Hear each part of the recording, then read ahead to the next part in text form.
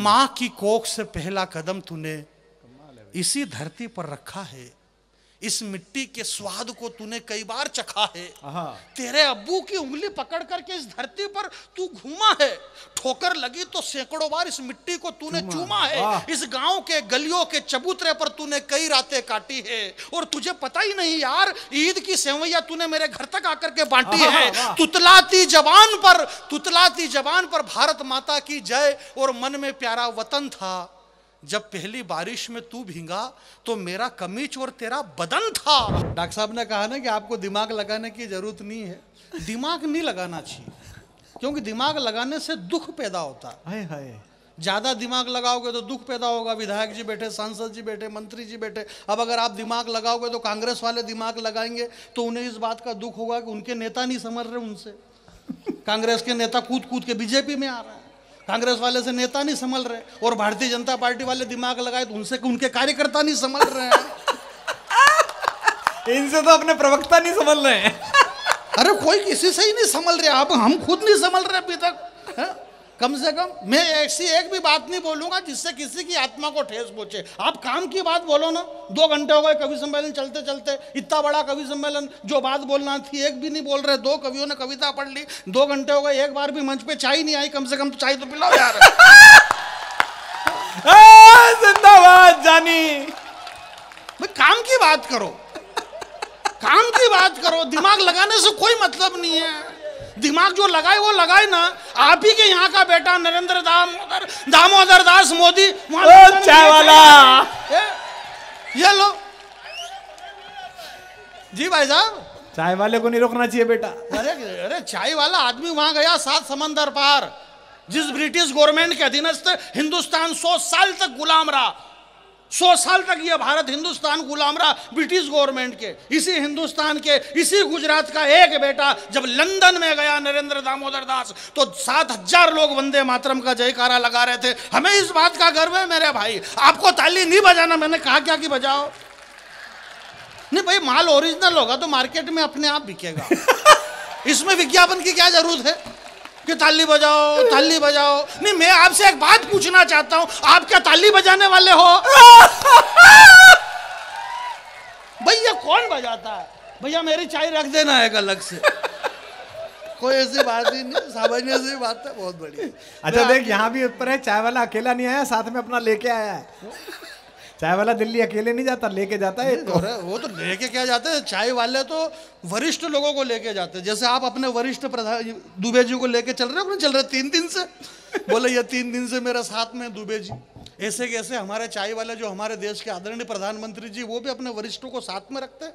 जो श्रेष्ठ बड़े हैं, उनसे उम्र में बड़े हैं, उनको सम्मान देते हैं। मुरली मनोहर जोशी जी, लाल कृष्ण अडवाणी जी, सबको आगे बिठाते हैं, और आगे बिठा करके फिर इस माइक से कहते हैं वो कि भाइयों और बहनों, आज मैं जिनकी वजह से हूं, इन लोगों की वजह से यहाँ पे खड़ा हुआ हूं, और ये जहां पर बैठे हुए हैं, ये मेरी वजह से यहाँ पर बैठे हुए हैं। तो ऐसा थोड़ी सब साथ में लेके चल रहे हैं।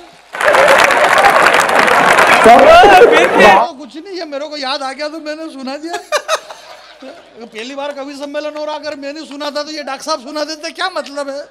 अब ये नहीं भी सुनाए तो इनको क्या फर्क पड़ रहा है? इनके तो 20 लाख पक्के, हमारे तो 1 लाख तो होने। ये सारी बात है हमारे। बात ये नहीं, कुल मिलाकर के बात ये है कि भाई हमारे डॉक्टर साहब ने कहा अभी कि ऐसे हमारे हिंदुस्तान के नेताओं की बात हम विदेश में जाकर के क्यों करें, और वाकई में नहीं करना चाहिए। जैसे भी हैं अपने हैं भाई, अगर ये सड़क खाएं, ये चारा खाएं, ये 10 करोड़ खाएं, 20 करोड़ खाएं, तो अपने हैं भाई, अपने यहीं का खा रहे, क्या मतलब है? और अपन नहीं खाएंगे तो कौन खाएगा? ये हिंदुस्तान की संपत्ति सरकारी संपत्ति है, इस पर सबको अधिकार है। आप खाओ पियो ऐश करो, बस संसद में घाटे का बजट मत पेश करो। और ये कौन चिल्ला रहा है कि खा गए? ये वही चिल्ला रहा है जिसको खुद को खाने को नहीं मिला। इसलिए आप खाइए, खाने में कोई दिक्कत नहीं है। मैं पीने के बारे में कुछ भी नहीं कहना चाहता हूँ। इस पीने को लेकर के बहुत सारी समस्या पैदा हुई। दुबई के अंदर श्रीदेवी मर गई, मालूम पड़ा कि पीने से मरी थी। इसलिए पीने के बारे में मैं कुछ भी नहीं कहना चाहता हूँ। जब तक हम जिएंगे तब तक हम पिएंगे, ये सारे पुराने गाने हैं। ऐसा कुछ नहीं। हमारे अमित भाई ने जो देशभक्ति की इतनी बढ़िया कविता सुनाई, भगवान श्री कृष्ण की कविता सुनाई, गांडीव धारण किए हुए अर्जुन, श्री कृष्ण भगवान रथ के ऊपर विराजमान है, गांडीव हाथ में अर्जुन के है, और अर्जुन गांडीव से तीर चलाना नहीं चाहते हैं। भगवान कृष्ण कह रहे कि चला दे, देख नहीं चलाएगा तो तेरा कुछ भी नहीं बिगड़ेगा, मेरा बिगड़ जाएगा, क्योंकि मैं इसीलिए अवतार लेकर के आया हूँ, इसलिए तू चला दे। तो वो चलवा नहीं कर रहे। बात कुछ नहीं। गीता वीता आप दुनिया के कोई से भी शास्त्र पढ़ लो, 18 पुराण पढ़ लो, 6 शास्त्र पढ़ लो, 4 वेद पढ़ लो, रामायण पढ़ लो, भागवत पढ़ लो, गीता पढ़ लो, दुनिया में कुछ भी पढ़ लो, उसका बस एक ही सार है कि जो आया है वो जाएगा, वो जाएगा, और जो जाएगा वो वापिस आएगा। ये जो लोग इधर से आ रहे हैं ये वापस पता नहीं कब चले गए और वापस आ रहे हैं। ऐसा आने जाने का सिलसिला बस रखो, ऐसा कुछ भी नहीं है। अपन मैं आपके बीच में यहाँ ये नाम गलत छप गया और ऐसा कुछ भी नहीं। नाम जिसकी जैसी रही भावना प्रभु मुहूर्त नहीं देखी, ऐसी हमारे कुमार सर तो आजकल अपने अपने राम की कथा कर रहे हैं, राम के ऊपर भी बोल रहे। हमारी बहुत सारी माता बहनें, अहमदाबाद में मेरी बड़ी बहन रहती है, टेंशन में आ गई। बोले आ कांताबेन तमें शू बताऊँ? बोले शू? बोले आ मुंडो लटकाड़ी ने हूँ लेवाने बैठी। बोले आ कुमार विश्वास सर ने कथा उड़वाने हम मरवाने गई। बोले हूँ? बोले आ कुमार सर ने कीधो कि जिंदगी 4 दंडनी। बोले आ जिंदगी 4 दंडनी तो आ मुंडो लटकाड़वानी हूँ बात है। बोले आ मैंने 28 दिन नो टॉपअप लखाड़ी नाख्यो मोबाइल में, अब वो 28 दिन का टॉपअप बिगड़ जाए, क्योंकि जिंदगी तो 4 दिन की। कुमार सर ने कहा, अगले इनके माथे आगे बोलो जिंदगी कितने दिन की? बोले 4 दिन की। बोले मेरे 28 दिन की में से 24 रुपए का क्या होगा? अगला आदमी 1-1 रुपए का हिसाब लेना चाहता है। मेरे भाई मैं आपके बीच में एक बात कहना चाहता हूं, डिजिटल खिड़की का बहुत बहुत धन्यवाद, जो एक बड़ी कंपनी इस देश के अंदर राष्ट्रभाषा हिंदी, जो कि सिर्फ हमारी राष्ट्र भाषा ही नहीं है बल्कि हमारी माँ है, इस माँ राष्ट्रभाषा हिंदी को लेकर के पूरे देश के अंदर एक बड़ा मिशन इन्होंने बना रखा है। मैं डिजिटल खिड़की को प्रणाम करता हूँ, जो यहाँ मोरबी जैसी जगह में पहली बार इतने विशाल लोगों की भीड़ में इतना बड़ा कवि सम्मेलन आपने करवाया। आप चाहते तो यहाँ पर और भी कुछ प्रोग्राम करवा सकते थे, किसी फिल्म स्टार को बुला सकते थे और कोई प्रोग्राम करवा सकते थे, परंतु आपने राष्ट्रभाषा हिंदी का कवि सम्मेलन करवाया है। इसलिए मैं राष्ट्रभाषा हिंदी की कविता की तरफ से आप सबको बहुत बहुत धन्यवाद ज्ञापित करता हूं। इसमें ताली बजाने की जरूरत नहीं है, दूसरे प्रोग्राम में पैसा और ज्यादा लगता है, ये थोड़ा सस्ता प्रोग्राम था। ये कविता मैं आपके बीच में सुना देता हूँ। इधर के सारे लोग बैठे हुए विराजमान, मैं डिजिटल वालों को बहुत बहुत धन्यवाद ज्ञापित करता हूं, बधाई देता हूं। डॉक्टर कुमार विश्वास सर का बहुत बहुत धन्यवाद कि आपके दर्शन करने का हमें सौभाग्य मिला। आप भी, हमारे भैया भी बहुत बड़े भावुक हो रहे थे, बोले हमारे छोटे से निमंत्रण पर देश के इतने बड़े कवि वशिष्ठ कुमार विश्वास जी और सारे बड़े कवि यहाँ पर आ गए। मैंने कहा आपको इतने भावुक होने की जरूरत नहीं है, इन्होंने जितने मांगे इतने आपने दे दिए तो ये आ गए, इसमें कोई नई बात थोड़ी नहीं है। आप पैसे देते तो सब आ जाते। ये हमारे अमित शर्मा जी देशभक्ति कितनी बड़ी बड़ी बातें कर रहे हैं, आप भी इनके 2000 रुपए कम कर दो, तू तड़ाके पे आ जाते हैं। क्या बात कर रहे हो आप? आदमी को यथार्थ में जीना चाहिए, जो सत्य क्या है उस सत्य पे जियो यार, बाकी फोगट की बातें सब ऐसा वैसा करने से कुछ भी नहीं है। और 2 घंटे से एक ही बात हो रही। बोले मोरबी में पहली बार कवि सम्मेलन हुआ, भैया कह रहे थे, बोले 370 हटी, 370 हटाई। अरे भाई 370 क्यों हटी? बात यह नहीं है कि 370 हटी। इस बड़े मन से आदरणीय पद्मश्री सुरेंद्र दुबे जी हमारे बीच में विराजमान बैठे हुए हैं, और बीच में इसलिए बैठे क्योंकि आजू बाजू में दूसरे बैठे हैं, इसलिए ये बीच में बैठे हुए हैं। इसमें कोई नई बनी, आदमी को डाउट होता है कि यार ये बीच में क्यों बैठा होगा, ये बीच में क्यों बैठा होगा। आदमी अरे यार कंफ्यूज हो जाता है ना कि यार ये कब सब कह रहे हैं कि हमारे बीच में दुबे जी बैठे हैं, हमारे बीच में दुबे जी, तो क्या मालूम दुबे जी को डर लगता है कि ये आजू बाजू में क्यों नहीं बैठते हैं, ये बीच में क्यों बैठते हैं। तो ये बीच में इसलिए बैठते हैं कि देखो एक तो ये जगह यही खाली थी, और जो बड़े होते हैं हम उनको बीच में बिठा के रखते हैं, क्योंकि बड़े से हमें बहुत कुछ लेना होता है। आप सर ने बताया, कुमार सर ने, आपको बिल्कुल भी ध्यान नहीं देना है। कुमार सर मुझे बहुत प्यार करते हैं, और प्यार इसलिए करते हैं कि हालांकि मैं हूँ भी इस काबिल, इसलिए करते हैं, कोई खास बात नहीं इसमें। तो ये अलग बात है कि ये मेरे से करते हैं और मैं और किसी से करता हूँ, ये मालूम नहीं पड़ रहा। इस देश में ऐसे कर करके हमारे मध्य प्रदेश में सरकारें गिर गई। कौन किससे कर रहा मालूम ही नहीं पड़ रहा, और अखबार वाले लिख रहे, बोले सरकार गिरी रे, सरकार गिरी, टीवी पे चैनल पे बोले सरकार गिर गई, सरकार गिर गई, सरकार गिर गई। सांसद महोदय मैंने कहा, बोले सरकार गिर गई, इससे तकलीफ नहीं है, तकलीफ ये है कि कितनी गिरी ये तो बताओ। क्या बात है, वाह वाह वाह।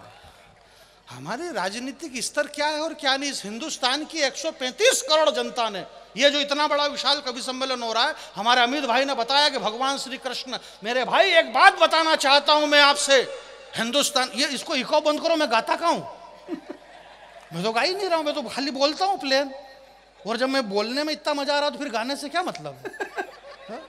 गाना नहीं। रामधारी सिंह राष्ट्र कवि दिनकर जी ने कहा है कि गाकर, गीत गाकर किसी को रिझाने का मतलब गीत नहीं होता है, गीत का मतलब ये होता है कि वो जो गीत है वही गीत है।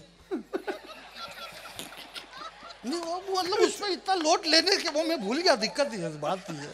कई बार क्या है कि मैं भूल जाता हूँ कि कौन सी कविता कहाँ से शुरू करना होती है। तो अब क्या है कि मैं बहुत छोटा भी है, क्या है कि सारे बड़े कवि, हमारे सुरेंद्र दुबे जी को पद्मश्री मिली है। अच्छा। और पद्मश्री हैं और हमें गर्व है कि आप हम इनके साथ बैठते हैं। हमारे आने वाली पीढ़ी जब होगी ना, तब ये अमित और ये दोनों हैं, छोटे हैं, अब ये सब के एक तो बोले छोटा बच्चा है, छोटा बच्चा, भी इसमें इसकी तो कोई गलती है ही नहीं। अब ये पैदा ही बाद में हुआ इसलिए छोटा है, बाकी कोई गलती थोड़ी इसकी। फिर इस गलती इसके माता पिता की कि इसको बाद में पैदा करा उन्होंने, तो इसमें इसकी कोई गलती नहीं है। तो ये सारे बड़े कवि हैं, पद्मश्री हैं सुरेंद्र दुबे जी, बहुत बड़े कवि हैं, वरिष्ठ कवि हैं। श्रद्धेय कुमार विश्वास जी का परिचय मैं इसलिए भी नहीं दूंगा कि कई बार अगर इनका परिचय हमारे बहुत सारे कवि इस तरह से देते हैं और उनको यही मालूम है कि भले तुम किसी तरीके से दे लो, होगा तो वही जो होना है। आप बिल्कुल भी नहीं समझ रहे और समझना भी मत, कि कुछ चीजें ऐसी होती है मेरे भाई के। माता कौशल्या से पूछा कि तुम्हारा गर्व से मस्तक कैसे ऊंचा हो गया? तुम्हारे बेटे राम हैं, हमारी राष्ट्रभाषा हिंदी, हमारी माँ है, तो हमारी माँ का मस्तक तब ऊंचा हो जाता है कि जब किसी 200-300 करोड़ रुपए लेने वाले किसी अक्षय कुमार जो गुटके पाउच खा खा के थूकवाने वाले अजय देवगन जैसे फिल्म स्टारों को वो चाहे 100-200 करोड़ रुपए ले ले, उससे दिक्कत नहीं है। हमारी राष्ट्रभाषा हिंदी, हमारी माँ का मस्तक तब बड़ा हो जाता है, ऊंचा हो जाता है कि वो अपनी कोख से एक ऐसे बेटे को जन्म देती है जिसकी 4 लाइन किसी भी बड़े फिल्म स्टार के नशे को 2 मिनट में उतारने के लिए काफी है। ऐसे श्रद्धेय कुमार विश्वास जी जिन्होंने हिंदी भाषा को माँ तक पहुंचाया। एक बार पीछे तक मेरी आवाज जा रही है, हाथ खड़े करो पीछे वाले, बजाओ उधर से कैमरा घुमा देना, बजा। ऐश्वर्या राय, युक्तामुखी, लारा दत्ता और प्रियंका चोपड़ा। अच्छा, क्या गजब का बनाया मालिक ने तुम्हारा थोबड़ा। तुम सबके सब विश्व सुंदरी का खिताब जीती, पर सही सही बता ना तुम्हारे साथ क्या क्या बीती। ये संस्कार संस्कृति को क्या पैरों तले रोंदा गया, यूं ही मिल गया है क्या? हमारे भाई ने क्या, हमारे डॉक्टर साहब बता रहे थे कि ये जो पत्थर फेंक रहे हैं, मैं इस बड़े मंच से एक बड़ी बात कहना चाहता हूं। 4 पंक्ति पर आपसे ये नहीं कहूंगा कि आप ताली बजाना और हाथ खड़े करो और हाथ नीचे करो। आप हाथ खड़े करो, आपकी यहां से बांह फट गई, नुकसान किसका है भाई? नुकसान आपका, इसलिए मैं नहीं कह रहा हूं। परंतु ये जो पत्थरबाजी हो रही है, नूपुर शर्मा के साथ ऐसा हो गया, उसने ये कह दिया, उसने ये कह दिया, मैं आपसे एक बात कहना चाहता हूं मेरे भाई कि ये मेरे पुराने प्यारे मित्र। वाह, ये मंच पहली बार, डॉक्टर साहब आप पहली बार ये कविता सुनेंगे, और अगर इसके पहले भी आपने सुन रखी है तो चेहरे के हाव भाव ऐसे बनाओ जैसे पहली बार सुन रहे हैं। नहीं, अपने को 100 प्रोग्राम करना है डॉक्टर साहब। हालांकि अलग बात है कि अपन सब में रहे नहीं रहे, पर करना है अपने को सबको। ए मेरे पुराने प्यारे मित्र, आप पहली बार सुनेंगे सुमन जी। ए मेरे पुराने प्यारे मित्र, ऐसे कैसे बदल गया रे तेरा चरित्र? तू भूलने का इतना आदि कैसे हो गया है? पकड़ लेना पंक्ति साहब, तू भूलने का इतना आदि कैसे हो गया है? शायद तूने कुरान ढंग से नहीं पढ़ी, इसीलिए जेहादी हो गया है।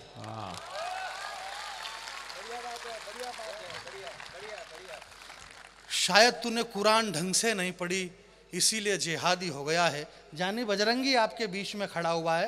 हिंदू धर्म जो हमारा सनातन धर्म, इसकी जड़ें इतनी गहरी है कि ये कहीं से भी, ये राम लड्डू कहीं से भी तोड़ के खाओ मिठाई लगता है। हमारे यहाँ जब शस्त्र हार जाता है, अमित भाई जो आपकी कविता को बधाई, जब शस्त्र हार गया, गांडीव हार गया, तो शास्त्र खड़ा हो गया कविता के रूप में। वो गीता लेके खड़े हो गए, जो दुनिया की पहली बड़ी कविता हुई। जब शस्त्र हारता है तो शास्त्र खड़ा होता है। जो बड़े लोग होते हैं वो बड़ा डिसीजन लेते हैं मेरे भाई। जब हनुमान जी रावण की लंका में गए, भूख लगी तो उन्होंने वृक्ष उखाड़े, फल खाए। रावण की लंका में रावण के सामने पेश किया गया।